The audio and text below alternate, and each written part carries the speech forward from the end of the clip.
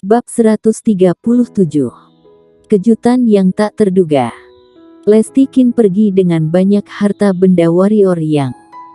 Melihat arah keberangkatan Lesti Kin untuk waktu yang lama, warrior yang mengalihkan pandangannya dan melihat sebuah token kecil bertuliskan kata Lesti di tangannya. Token ini diberikan oleh Lesti Kin. Dia memintanya setelah pergi ke kota kekaisaran dan kemudian ke sebuah restoran bernama Restoran Abadi. Dengan tanda ini, orang-orang di restoran itu akan membawanya untuk mencarinya. Pada saat ini, cahaya ungu menyala dan macan tutul ungu muncul di depan warrior yang, bersama dengan macan tutul ungu, ada juga kotak pedang di kolam energi hitam milik warrior yang. Hewan kecil, apa yang ingin kamu lakukan dengan kotak pedang ini? Warrior yang bertanya. Macan tutul ungu mengayunkan cakar kecilnya dan pedang yang dalam terbang keluar dari kotak pedang. Warrior yang terkejut sesaat dan kemudian matanya perlahan melebar. Kenapa sekarang ini berubah menjadi pedang level hitam? Nampak tidak percaya, dia mengambil pedang panjang itu dan melihatnya dengan cermat. Tapi bagaimanapun dia melihatnya, pedang itu berada di level hitam tingkat bawah. Segera, warrior yang mengeluarkan semua pedang dalam kotak pedang dan kemudian dia terkejut menemukan bahwa pedang bergagang 36 yang awalnya berada di level kuning sekarang menjadi pedang bergagang 27 level hitam tingkat bawah. Warrior yang melihat pedang yang dalam di depannya untuk sementara waktu, lalu memutar tenggorokannya, melihat macan tutul ungu dan berkata, "Hewan kecil, apa yang terjadi?"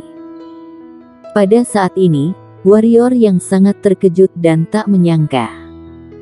Jika dia tidak secara pribadi mencoba pedang bergagang 36 itu, dia pasti akan berpikir bahwa sejak awal sudah begitu. Macan tutul ungu berkedip, lalu mengarahkan kaki kecilnya ke perut warrior yang. Warrior yang tersenyum pahit, aku tahu bahwa itu adalah karena perbuatan pusaran itu. Aku ingin bertanya, mengapa pusaran itu dapat membuat mereka berkembang? Macan tutul ungu menggelengkan kepalanya, menandakan bahwa dia juga tidak tahu. Tepat ketika warrior yang hendak bertanya lagi, cahaya putih menyala dan Siska Yin muncul di depan warrior yang. Dia melirik warrior yang dan berkata, "Jangan tanya lagi, bahkan aku tidak tahu kenapa. Ini masalahnya, aku hanya tahu bahwa pusaranmu mengerikan, itu bukan hanya membuat ruangnya sendiri, tetapi juga mampu menyimpan benda, bahkan makhluk hidup juga, itu adalah energi hitam emas yang telah berubah, tidak seperti jenis energi yang biasanya kita serap. Aku curiga pusaran kecilmu bukanlah benda di dunia kita sama sekali. Bukan benda di dunia kita." Warrior yang mengerutkan kening dan bertanya, "Apa maksudmu? Benda ini ada di tubuhmu, kamu benar-benar tidak tahu asalnya?" Siska Yin bertanya retoris. Warrior yang menggelengkan kepalanya dan berkata, "Aku benar-benar tidak tahu, aku baru mengetahui keberadaannya belum lama ini. Aku hanya tahu bahwa semakin kuat aku, semakin kuat juga ia. Dan aku merasa bahwa ia seolah-olah sadar, karena aku telah berkomunikasi dengannya, meskipun tidak berbicara, tetapi aku tahu bahwa ia pasti ada kesadaran." Siska Yin terdiam beberapa saat dan berkata, "Ada hal-hal aneh di dunia dan sebagian besar dari hal-hal aneh ini ada kesadarannya tersendiri. Karena ia mengenalimu sebagai tuannya, pasti dari dirimu ada sesuatu yang membuatnya tertarik. Adapun asal-usulnya, jangan khawatir tentang itu. Bagaimanapun, ia akan tumbuh seiring dengan bertambahnya kekuatanmu dan kamu pasti akan tahu asalnya di masa depan. Hanya bisa begitu." Warrior yang tersenyum kecut. Pada saat ini, Siska Yin tiba-tiba berkata, "Kamu harus tahu bahwa aku membawa 12 penjaga ayahku." Pada titik ini, dia berhenti dan kemudian melanjutkan, "Aku ingin memasukkan 12 penjaga itu ke dalam pusaran air kecil misteriusmu, karena aku menemukan bahwa pusaran air kecilmu sangat membantu untuk budidaya orang dan monster hitam.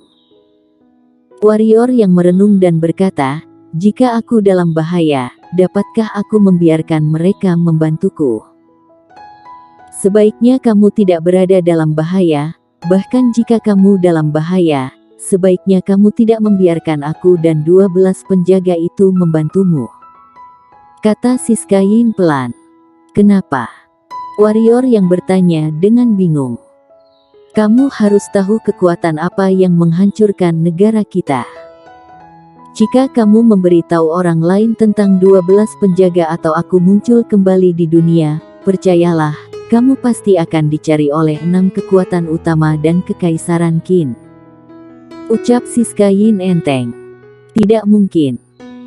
Warrior yang berkata dengan curiga, segalanya telah berlalu begitu lama, 6 kekuatan utama memangnya akan peduli padamu yang seorang putri kecil itu. Mereka seharusnya tidak terlalu pelit bukan? Potong rumput sampai ke akarnya, tidakkah kamu mengerti ini? Siska Yin mencibir di sudut mulutnya, berkata, jika bukan karena guru kaisar yang tidak ragu untuk menurunkan tingkat kultivasinya dan menggunakan teknik magis agar aku disegel di dasar makam. Aku khawatir aku sudah berubah menjadi tumpukan tanah saat ini. Warrior yang ragu-ragu dan berkata, Nona Yin, maksud ayahmu sebelum dia pergi adalah membiarkanmu melepaskan kebenciannya. Aku juga setuju. Lagi pula, dengan kekuatanmu saat ini, bahkan jika kamu menambahkan 12 penjaga itu juga pasti tidak bisa melawan ke-6 kekuatan itu. Meski dia tidak menyukai wanita di depannya, dia merasa perlu untuk membujuk wanita di depannya. Bagaimanapun, dia telah mendapat manfaat dari Kaisar Zhou. Jika seseorang membunuh seluruh keluargamu dan membuatmu menjadi mayat yang tergeletak di bawah tanah selama ratusan tahun, apakah kamu akan menyerah untuk membalas dendam? Kata Siska Yin dingin. Ya, tidak mungkin membujuk wanita ini untuk melepaskan kebenciannya. Warrior yang mengangkat bahu dan berkata, karena Nona Yin ingin membalas dendam, aku tidak dapat membujukmu lagi. Aku hanya dapat mengatakan bahwa dirimu dan aku telah sepakat bahwa waktumu hanya 1 tahun ini. Jangan sampai memprovokasi orang-orang dari 6 kekuatan utama. Terus terang, aku tidak ingin dikejar oleh orang-orang dari 6 kekuatan utama dan lari kemana-mana. Jangan khawatir, bahkan jika kamu membiarkanku melakukannya sekarang, aku tidak akan melakukannya. Siska Yin berkata, tujuan utamaku sekarang adalah menjadi alam bangsawan dan memperpanjang umurku. Siska Yin tidak berbicara lagi dan langsung pindah ke tubuh warrior yang. Macan tutul ungu di samping juga bersiap untuk memasuki tubuh warrior yang. Ia tidak mengkhawatirkan wanita itu. Tepat ketika hendak masuk ke pusaran air kecil, warrior yang tiba-tiba memeluknya dan berkata, jangan masuk dulu, temani aku ke suatu tempat, aku tidak bisa ke tempat itu tanpamu. Sambil berkata, dia bergerak menuju tempat lembah penghancur jiwa. Saat memasuki pegunungan puluhan ribu, dia ingin pergi ke dasar lembah penghancur jiwa untuk bertemu dengan lelaki tua misterius itu lagi. Mengenai tujuannya, tentu saja itu untuk meminta pihak lain memberikannya 1 jilid keterampilan yang tidak lebih lemah dari keterampilan hitam ilmu pedang tingkat bumi itu. Di dasar lembah penghancur jiwa, warrior yang mengendarai serigala abu-abu menuju tempat lelaki tua misterius itu. Dalam perjalanan, dia melihat ke sekeliling kepalanya, selain sepetak kabut ungu itu, tidak ada yang bisa dilihat sama sekali. Ketika dia kembali ke tempat ini, dia masih sedikit takut. Saat itu, kelompok monster hitam burung hantu malam meninggalkan kesan mendalam padanya. Meskipun masih ada hewan kecil bersamanya kali ini, kulit kepalanya terasa sedikit mati rasa ketika memikirkan pemandangan yang padat tersebut. Untungnya, Tidak ada burung hantu malam di sepanjang jalan dan dia datang ke gubuk tempat lelaki tua misterius itu tinggal tanpa insiden. Senior, junior warrior yang ingin menemuimu. Setelah membungkuk ke gubuk, warrior yang berkata dengan hormat. Dalam waktu kurang dari beberapa saat, pintu rumput gubuk perlahan terbuka dan seorang lelaki tua dengan bungkuk di atas tongkat perlahan berjalan keluar darinya. Orang tua itu melirik warrior yang. Tiba-tiba, cahaya aneh melintas di matanya untuk beberapa saat. Lalu senyuman muncul di wajah keriput dan berkata, "Itu tidak buruk, niat pedang sudah ada di tahap kedua dan kecemerlangan niat pedang. Dalam waktu sesingkat itu, kamu telah mencapai prestasi seperti itu, benar-benar berbakat dan tidak biasa." Kecemerlangan niat pedang. Warrior yang terkejut. Dia tahu bahwa niat pedangnya berada di tahap kedua, tapi apakah kecemerlangan niat pedang itu? Orang tua itu juga terkejut, lalu mengangguk dan tersenyum, "Sepertinya kamu belum tahu. Selain memahami pedang itu tersendiri, kamu juga memiliki kecemerlangan niat pedang." Sebenarnya, kecemerlangan niat pedang kesulitannya bahkan lebih tinggi daripada niat pedang.